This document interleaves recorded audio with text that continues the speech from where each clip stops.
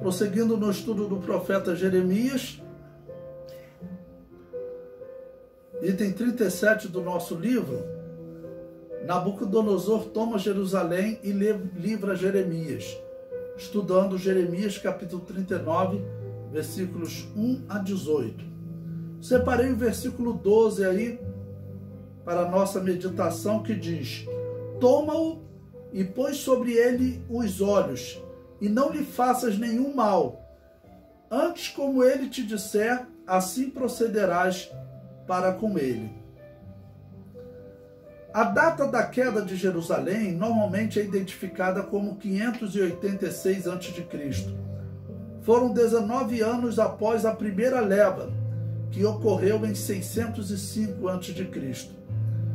Isso nos ajudará a entender essa atitude de Nabucodonosor com Jeremias. Tá bom? Então observe. É o 19º ano do imperador Nabucodonosor. E aí, por que nós vamos entender essa atitude de Nabucodonosor de tratar Jeremias com tanto carinho? Nabucodonosor já havia tido ao menos um encontro com o Deus de Israel.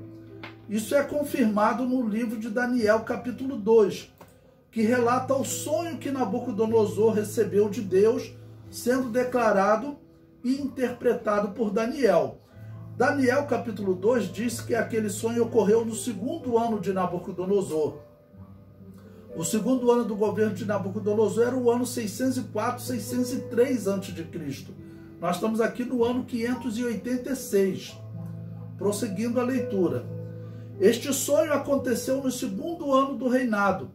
Logo, Nabucodonosor já havia tido um encontro com Daniel e experimentado o poder revelador de Yahvé.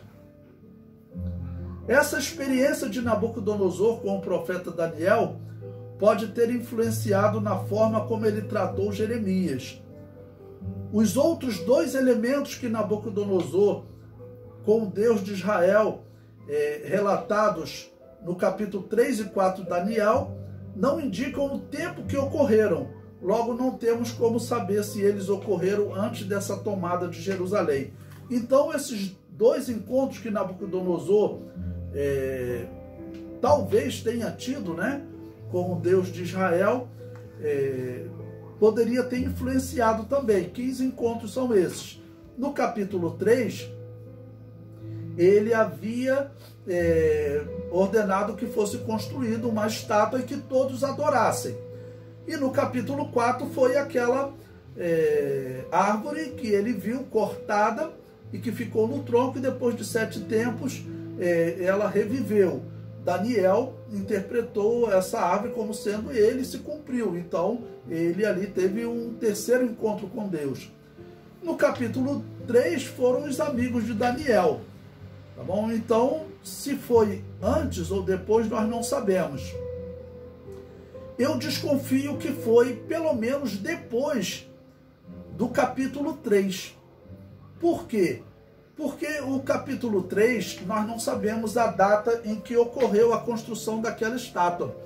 Mas é interessante que na tradução chamada Septuaginta, aquela tradução que foi feita por 70 judeus, a pedido de um governador grego do Egito chamado Ptolomeu, essa tradução do hebraico para o grego, que foi feita aí cerca de 300 anos depois desse evento, ela traz uma nota de rodapé dizendo que aquela estátua do capítulo 3 de Daniel, ela foi feita no 19º ano de Nabucodonosor. Ou seja, logo no mesmo ano que Nabucodonosor está invadindo Jerusalém. Ou seja, aquela estátua foi construída ou quando ele se preparava para invadir, ou para comemorar a invasão. Agora, veja como é significativo tomar conhecimento dessa data. Porque se ele mandou fazer aquela estátua antes de invadir Jerusalém, significa que ele estava pedindo a bênção do seu Deus, que seria Bel, Marduk, né? Estaria pedindo a bênção do seu Deus para poder conquistar Jerusalém. Se foi depois dele invadir Jerusalém, significa que ele estava comemorando a conquista de Jerusalém. Tá bom? Então, se foi depois da conquista de Jerusalém, ele ainda não tinha tido esse segundo encontro com Deus. Mas temeu tocar em Jeremias, provavelmente, né, até por uma influência de Daniel. Essa é uma hipótese que eu estou colocando, nós não temos como saber. Mas Daniel era um homem da confiança de Nabucodonosor, desde que, há 17 anos atrás, Daniel havia relatado o sonho que Nabucodonosor esquecera e também interpretado o sonho para ele. Então, é possível que Daniel tivesse influenciado para falar, olha, tem um homem que está lá na terra, ele é um profeta como eu sou, e ele está até tendo uma palavra de Deus para o povo, para que eles se rendam. Então, poupe a vida dele. Isso é possível, né? Nós sabemos que havia algum tipo de contato, né, entre israelitas que estavam no cativeiro e que ainda viviam em Canaã. Jeremias escreveu cartas para eles. Daniel, ele tinha uma cópia do livro de Jeremias, está lá no capítulo 9 de Daniel. Ele diz que, estudando o livro de Jeremias, ele entendeu que o tempo do cativeiro era de 70 anos e que chegou o tempo do fim do cativeiro, né? Tá bom? Então, essa possibilidade existe, tá bom? Bom, Zedequias não deu ouvido a Jeremias, que havia dito para ele se render. Ele preferiu fugir. Mas veja o que vai acontecer, ele vai acabar sendo capturado, né? Então, nesse mesmo capítulo 39, vamos ler ali o versículo 4 em diante, que vai falar dessa fuga e captura. O versículo 4 diz: E sucedeu que, vendo Zedequias, rei de Judá, e todos os homens de guerra, fugiram. Fugiram, então, e saíram de noite da cidade, pelo caminho do jardim do rei, pela porta dentre os dois muros, e saiu pelo caminho da campina. Normalmente, as cidades tinham uma rota de fuga para o rei, para quem fosse da família nobre, para eles não serem capturados, né?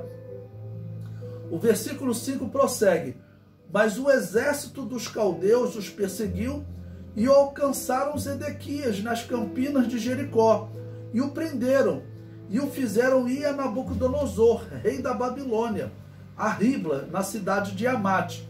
E ali o rei da Babilônia o sentenciou.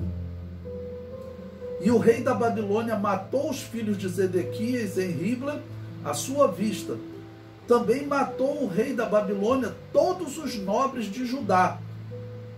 E arrancou os olhos a Zedequias e o atou com 2 cadeias de bronze para levá-lo à Babilônia. E os caldeus queimaram a casa do rei e as casas do povo e derribaram os muros de Jerusalém. Interessante que, segundo o historiador Flávio Joséfo, Zedequias, ele dizia que não acreditava nas profecias de Jeremias, que estava ali em Judá, e também não acreditava na profecia de Ezequiel, porque Ezequiel foi para o cativeiro, mas havia dito que ele não veria a Babilônia. E Jeremias dizia que ele seria levado cativo para a Babilônia. Aí ele falava assim: vocês estão em contradição. Como que um diz que eu vou ser levado para a Babilônia e o outro diz que eu não vou ver a Babilônia? E acabou que as duas profecias se cumpriram. Porque ele foi levado cativo para a Babilônia, só como ele foi cego, ele não viu a Babilônia. Então cumpriu-se a profecia dos dois profetas. Na interpretação dele não tinha como as duas profecias se cumprirem, né? Então ele foi levado cativo, mas foi levado cego. E essa invasão e destruição de Jerusalém, ela foi muito comemorada pelas nações vizinhas. Jerusalém era uma das maiores cidades daquela região, concorrendo principalmente com Damasco, da Síria. E nós vemos como, por exemplo, até os descendentes de Esaú comemoravam. No Salmo 137, no versículo 7, anote essa referência, retrata essa comemoração. Ele diz: Lembra-te, Yahvé, dos filhos de Edom. Edom são os descendentes de Esaú. Lembra-te, Yahvé, dos filhos de Edom no dia de Jerusalém, porque diziam: arrasai até os alicerces, ou seja, destrói tudo. Eles estavam fazendo uma grande comemoração por essa destruição de Jerusalém, porque havia uma grande rivalidade, principalmente porque o rei Davi, né, ele elevou Jerusalém a maior cidade daquela região e concorria, né, com o Egito e com a região da Babilônia e da região dos assírios, né? Então, se tornando mais poderoso, aquela cidade enriqueceu muito. Então os outros estavam agora vibrando com a destruição de Jerusalém, na esperança de que eles viessem até ocupar, como vão ocupar aquela região. 70 anos depois, os israelitas retornando, eles vão encontrar as cidades, terras ocupadas, e eles acabarão tendo que fazer o uso da autoridade de Ciro, que havia dado ordem para que a terra fosse devolvida a eles.